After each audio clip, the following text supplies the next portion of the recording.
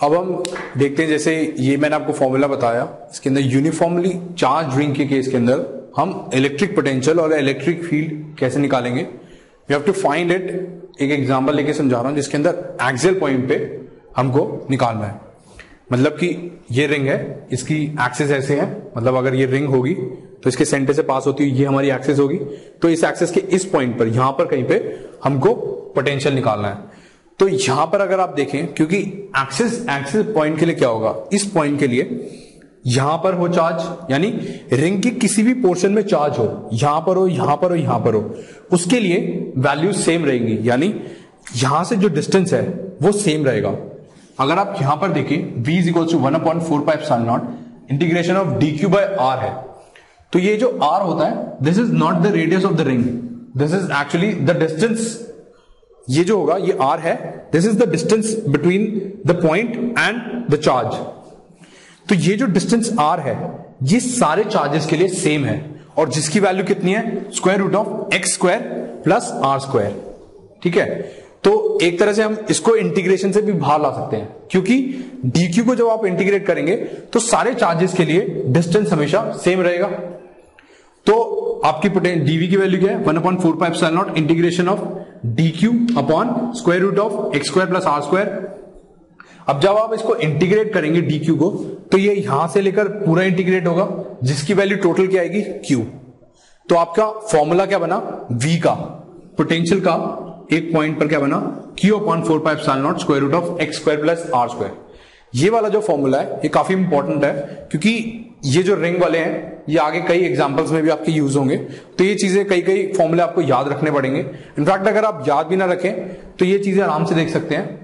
ठीक है, सिमिलरली अगर मैं इलेक्ट्रिक फील्ड बताऊं, अब इलेक्ट्रिक पोटेंशियल जो थी वो तो आपकी एक स्केलर क्वांटिटी होती है, तो उसके अंदर आप ऐसी ऐड कर सकते हैं। लेकिन इलेक्ट्रिक फील्ड के अंदर क्या होगा, इलेक्ट्रिक फील्ड के अंदर अगर आप इस पॉइंट का इलेक्ट्रिक फील्ड देखें तो वो क्या होगा, इस पॉइंट से और इस पॉइंट के बीच में, इस चार्ज की वजह से और इस पॉइंट पर, तो वो कुछ इस डायरेक्शन के अंदर होगा। ठीक है, इलेक्ट्रिक फील्ड तभी होगा उसको लाइन ज्वाइनिंग वाले में। और इस वाले अगर इस यहां पर देखें, इसके बिल्कुल डायमेट्रिकली ऑपोजिट पॉइंट का, डायमेट्रिकली ऑपोजिट चार्ज का इलेक्ट्रिक फील्ड किस डायरेक्शन में होगा, इस डायरेक्शन में। तो क्या होगा, ये भी एंगल थीटा है, ये भी एंगल थीटा है, क्योंकि ये वाला एंगल और ये वाला एंगल भी इक्वल है, क्योंकि ये डिस्टेंस सेम है और नीचे वाली डिस्टेंस भी सेम है दोनों की। तो एक वैल्यू यहां पर आएगी, इसके अगर हम दो कंपोनेंट्स में डिवाइड करें इस वाले ई को, तो एक कंपोनेंट इस डायरेक्शन में आएगा, एक कंपोनेंट इस डायरेक्शन में आएगा। सिमिलरली इसका एक कंपोनेंट इस डायरेक्शन में आएगा और एक कंपोनेंट इस डायरेक्शन में आएगा। तो ये जो डायमेट्रिकली ये जो अपोजिट कंपोनेंट्स हैं इनकी वैल्यू क्या आएगी, दोनों की ई साइन थीटा, इसकी भी ई साइन थीटा। ठीक है, क्योंकि दोनों के लिए ये डिस्टेंस सेम है और क्यू की वैल्यू सेम है। और आपको पता है ई का जो फॉर्मूला होता है, ई का जो फॉर्मूला होता है वो जो मैंने आपको पहले बताया था 1/4πε0 अलग अलग चार्जेस के लिए summation of Q I by R I square. ठीक है, लेकिन कंटिन्यूस सिस्टम के लिए वही हो जाएगा, E is equal to 1/4πε0 D Q by R square. ठीक है, ये कंटिन्यूस सिस्टम के लिए हो गया।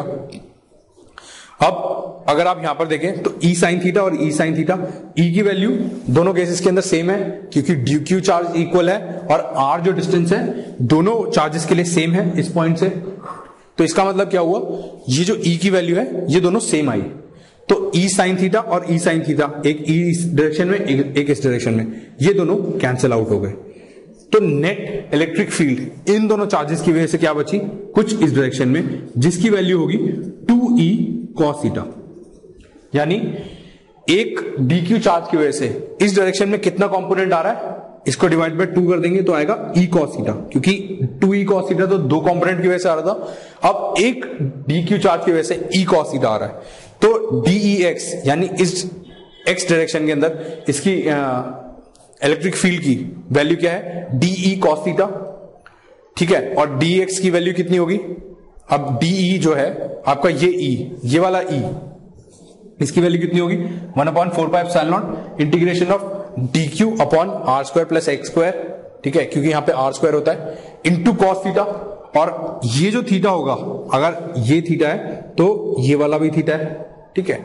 तो इस थीटा का कॉस थीटा क्या होगा, cos theta will be equals to, अगर ये एक्स है, कॉस थीटा की वैल्यू अगर आप देखें तो x upon base upon hypotenuse होता है, बेस एक्स है और हाइपोटेन्यूज है square root of x square plus R square, इसकी वैल्यू यहां पर आई, तो आपका नेट इलेक्ट्रिक फील्ड ये आ गई which is equals to Q x upon 4 pi epsilon not into R square plus x square, this is R square plus x square raise to power of 3/2।